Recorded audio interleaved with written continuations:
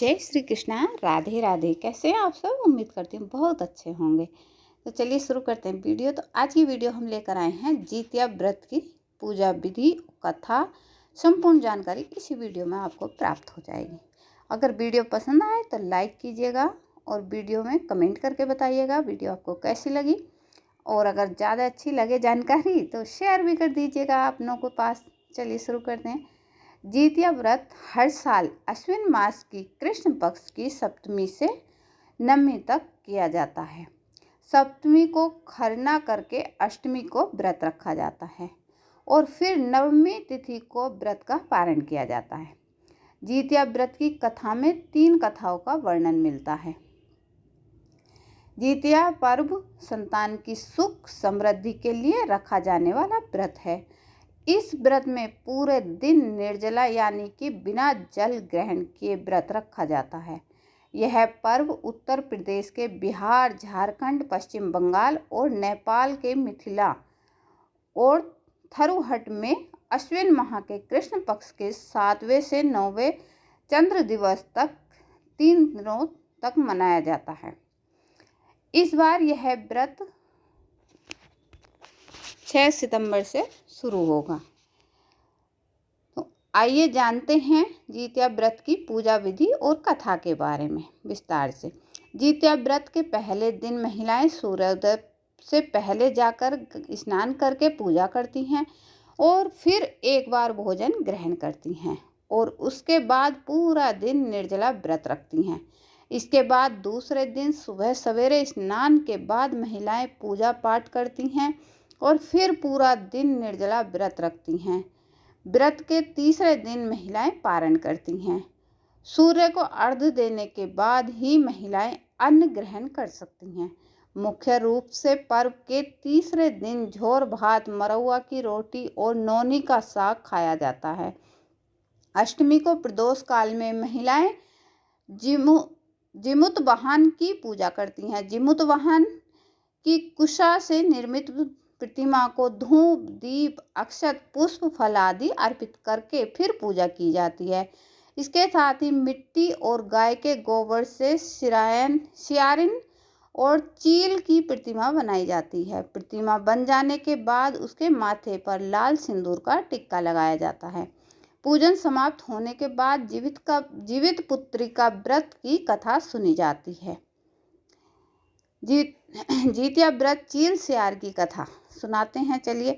जितिया की कथा के अनुसार एक बार चील एक मादा लोमड़ी नर्मदा नदी के पास हिमालय के जंगल में रहते थे। दोनों ने कुछ महिलाओं को पूजा करते देखा और उपवास करते देखा और खुद भी करने की कामना की।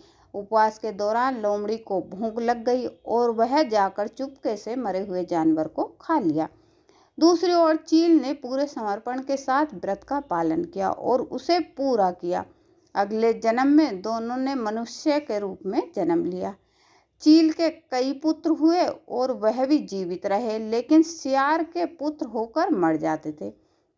इसके बदले की भावना से उसने चील के बच्चे को कई बार मारने की प्रयास किया, लेकिन वह सफल नहीं हुई। बाद में चील ने सियार को अपने पूर्व जन्म के जितिया व्रत के बारे में बताया। इस व्रत से सियार ने भी संतान सुख प्राप्त किया। इस तरह यह व्रत संतान सुख की प्राप्ति के लिए जगत में प्रसिद्ध हुआ। जितिया व्रत की जिमुत वाहन की कथा। इस कथा के अनुसार जिमुत वाहन गंधर्व के बुद्धिमान और राजा थे। जिमुत वाहन शासक बनने से संतुष्ट नहीं थे और परिणाम स्वरूप उन्होंने अपने भाइयों को अपने राज्य की सभी जिम्मेदारियां दी और अपने पिता की सेवा के लिए जंगल चले गए। एक दिन जंगल में भटकते हुए उन्हें एक बुढ़िया विलाप करती हुई मिली।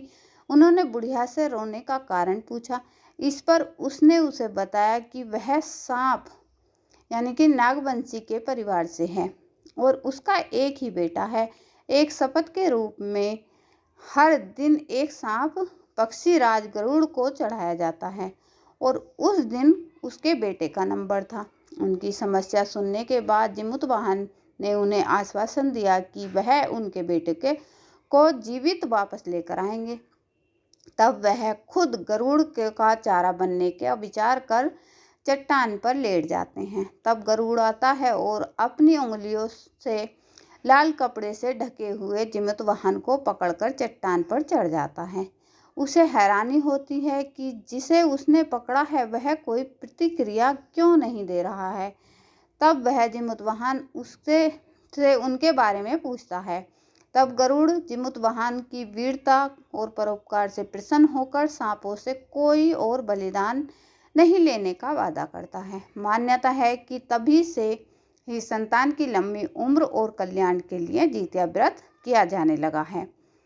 नंबर 3 कथा, जितिया व्रत कथा महाभारत से। महाभारत युद्ध में पिता की मृत्यु के बाद अश्वत्थामा बहुत क्रोधित था। वह पिता की मृत्यु का बदला लेने के लिए पांडवों के शिविर गया और उसने 5 लोगों की हत्या कर दी। उसे लगा कि उसने पांडवों को मार दिया, लेकिन पांडव जिंदा थे। जब पांडव उसके सामने आए तो उसे पता लगा कि वह द्रौपदी के 5 पुत्रों को मार आया है। यह सब देख अर्जुन ने क्रोध में अश्वत्थामा को बंदी बनाकर दिव्य मणि छीन ली। अश्वत्थामा इस बात का बदला लेने के लिए अभिमन्यु की पत्नी उत्तरा के गर्भ में पल रही संतान को मारने की योजना बनाई। उसने गर्भ में पल रहे बच्चे को मारने के लिए ब्रह्मास्त्र चलाया, जिससे उत्तरा का गर्भ नष्ट हो गया। लेकिन उस बच्चे का जन्म लेना बहुत जरूरी था, इसलिए भगवान कृष्ण ने उत्तरा के मृत बालक को फिर से जीवित कर दिया। गर्भ में मरकर जीवित होने की वजह से इस तरह उत्तरा के पुत्र का नाम जीवित पुत्रिका की ओर परीक्षित हुआ। तब से संतान की लंबी आयु के लिए जितिया व्रत किया जाने लगा। तो ये थी तीनों पौराणिक कथा। अगर वीडियो पसंद आए लाइक कमेंट शेयर कीजिए। जय श्री कृष्ण, राधे राधे।